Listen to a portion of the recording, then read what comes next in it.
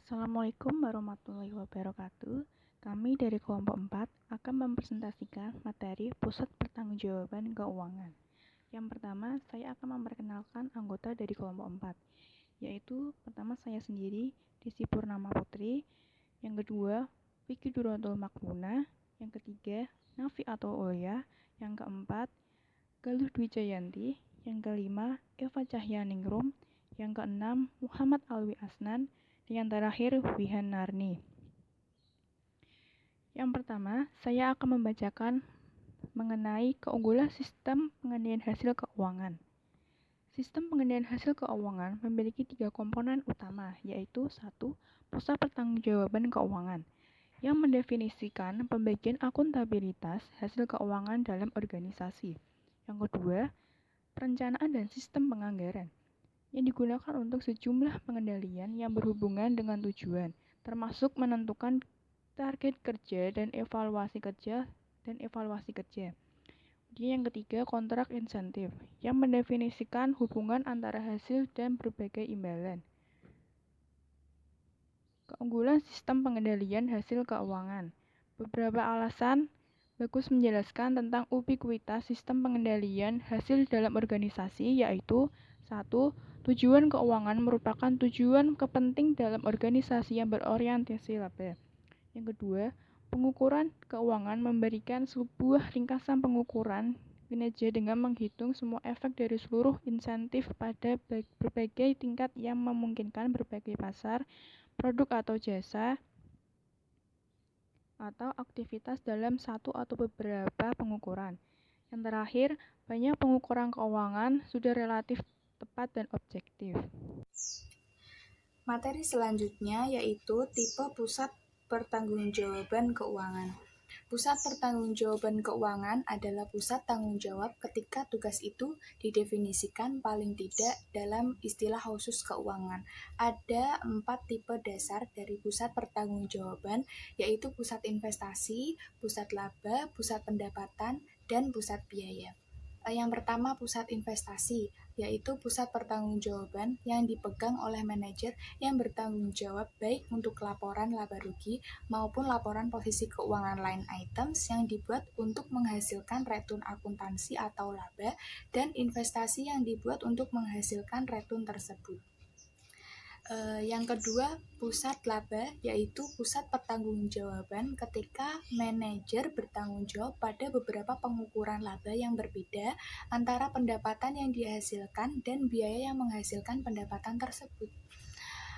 Ada perbedaan konseptual antara pusat laba dan pusat investasi, yaitu manajer pusat laba bertanggung jawab pada laba dan tidak pada investasi yang menghasilkan keuntungan.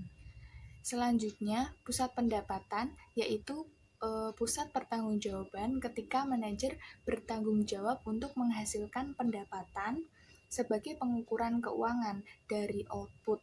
Contoh umum, manajer penjualan dan dalam organisasi non-laba yakni manajer penggalangan dana. Dan yang terakhir, pusat biaya, yaitu pusat pertanggungjawaban ketika manajer bertanggung jawab terhadap beberapa elemen biaya. Ada cukup banyak variasi pada masing-masing tipe pusat pertanggungjawaban keuangan. Contoh variasi pusat pertanggungjawaban variasi pusat laba, yaitu pusat laba kotor, pusat laba tidak lengkap, pusat laba sebelum pajak, dan pusat laba lengkap.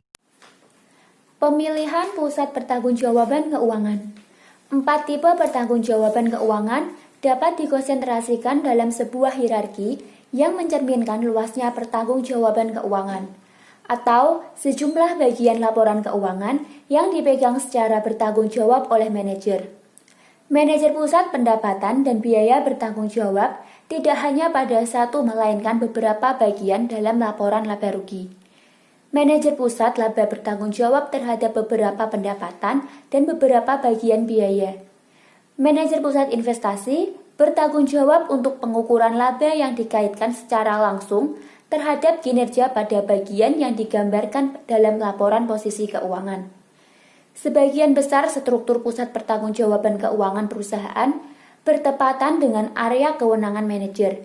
Area kewenangan manajer ditentukan oleh struktur organisasi dan kebijakan yang menetapkan hak keputusan manajer. Tidak satupun manajer memiliki kewenangan yang signifikan dalam mengambil keputusan melebihi pendapatan dan pengeluaran biaya. Sehingga pendapatan biaya termasuk biaya investasi dibawa bersama-sama dalam pengukuran pendapatan dalam tingkatan perusahaan.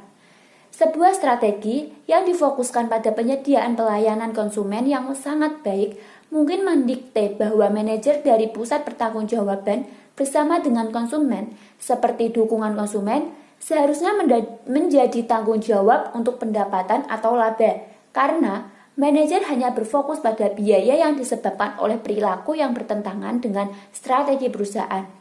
Alternatifnya, manajer dapat bertanggung jawab pada biaya ditambah pengukuran kepuasan konsumen.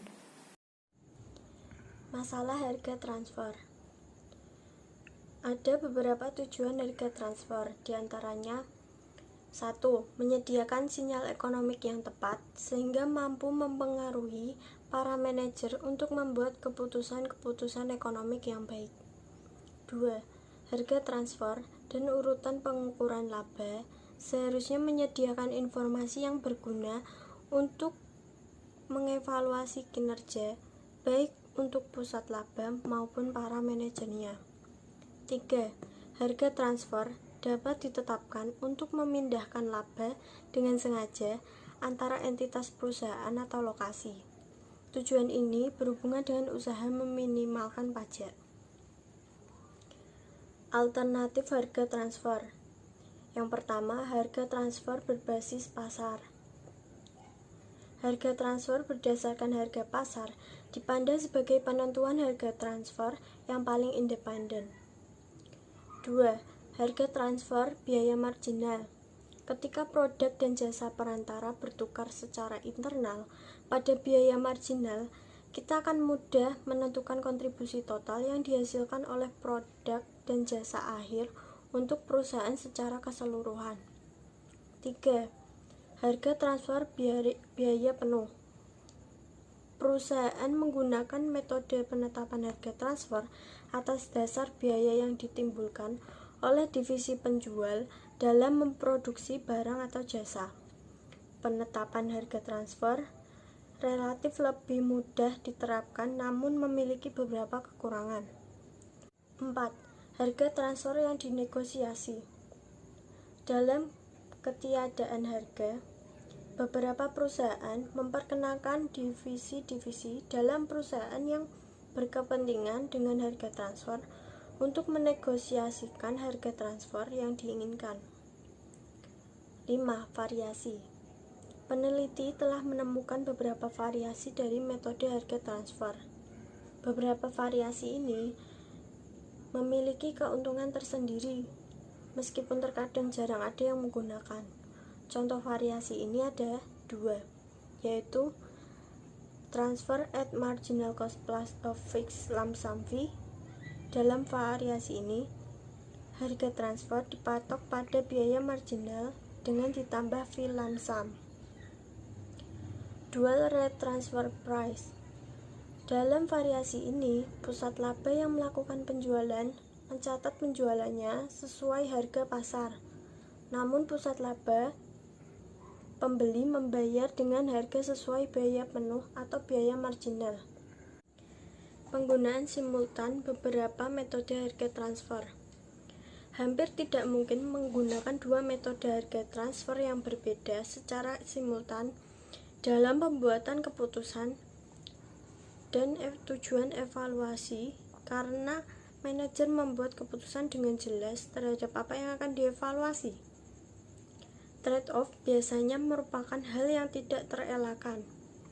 Ketika perusahaan menggunakan metode harga transfer ganda, biasanya satu metode digunakan untuk tujuan internal, pembuatan keputusan, dan evaluasi, dan metode lain untuk mempengaruhi laba fiskal di seluruh wilayah hukum. Studi kasus Global Investor. Global Investor didirikan pada tahun 1965, merupakan perusahaan manajemen investasi swasta yang berpusat di New York. Bermula sebagai perusahaan manajemen investasi ekuitas domestik, telah berkembang menjadi perusahaan yang mengelola 160 miliar US dollar untuk beragam klien, termasuk perusahaan asuransi, dan dana pensiun umum dan swasta, sumbangan yayasan dan orang-orang dengan kekayaan bersih yang bernilai besar. Mayoritas karyawan Global Investor yang berjumlah 415 orang bertempat di New York. Tetapi, Global Investor juga memberikan jasa pelayanan lewat cabang lainnya.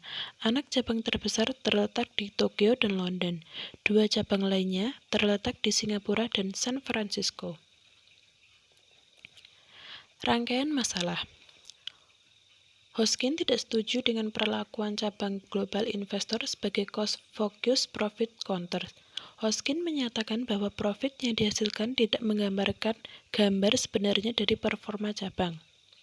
Profit yang tidak akurat juga dapat dipandang negatif oleh Badan Keuangan dan Pajak di negara di mana cabang berada.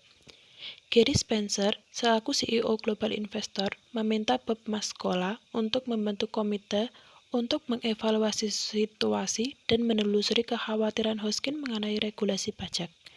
Jika memungkinkan, mengajukan sistem transfer pricing yang baru.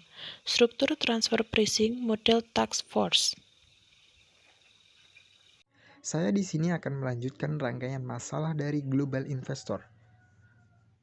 Hoskin berargumen bahwa GI London dan GI Tokyo aktif berpartisipasi dalam manajemen investasi dan mereka pantas diberi reward. Hoskin juga mengkhawatirkan efek samping dari tidak tercatatnya pendapatan manajemen investasi pada level cabang akan sampai pada pihak eksternal. Di samping itu, otoritas pajak lokal akan kemungkinan tidak menyetujuinya. Hoskin juga mengkhawatirkan kliennya. Klien lokal akan merasa enggan menggunakan jasa GI London jika mereka tahu bahwa aset mereka akan dikelola di GI New York. Davis tidak setuju mengenai partisipasi GI London dan GI Tokyo pada manajemen investasi. Menurut Davis, partisipasi mereka sangat minim. Freeman menyetujui bahwa model transfer pricing baru yang akan ditetapkan harus memperhatikan regulasi pajak. Mascola mempelajari model Davis, Freeman, dan model Hoskin akan memutuskan model mana yang akan digunakan oleh Global Investor. Baik, untuk selanjutnya saya Wihanarni akan menjelaskan mengenai solusi masalah. Dalam kasus ini ada 2 opsi metode. Yang pertama, metode Davis and Freeman. Positifnya, dapat menghindari kecurangan seperti korupsi di cabang. Negatifnya, tidak memberikan apresiasi atau reward kepada cabang dan menganggap kontribusi cabang itu kecil. Metode yang kedua, metode Hoskins. Positifnya, yang pertama, memperhatikan atau mengutamakan kepentingan klien dan aturan atau regulasi pajak. Yang kedua, melakukan riset terhadap kompetitor. Dan yang ketiga, memperhatikan value added untuk perusahaan. Negatifnya, ada pengeluaran lebih untuk manajemen investasi. Berdasarkan hasil diskusi kelompok kami, untuk mengatasi kasus dalam masalah ini, solusi masalahnya cenderung mengikuti metode Hoskins, negotiated transfer pricing, agar tidak kehilangan klien dan tetap mematuhi regulasi pajak. Tetap menerapkan beberapa poin yang sudah disetujui sebagian besar tim, seperti pembagian pendapatan dan memperhatikan regulasi pajak yang berlaku. Terima kasih atas perhatiannya. Demikianlah presentasi dari kelompok kami. Kurang lebihnya mohon maaf. Saya akhiri. Wassalamualaikum warahmatullahi wabarakatuh.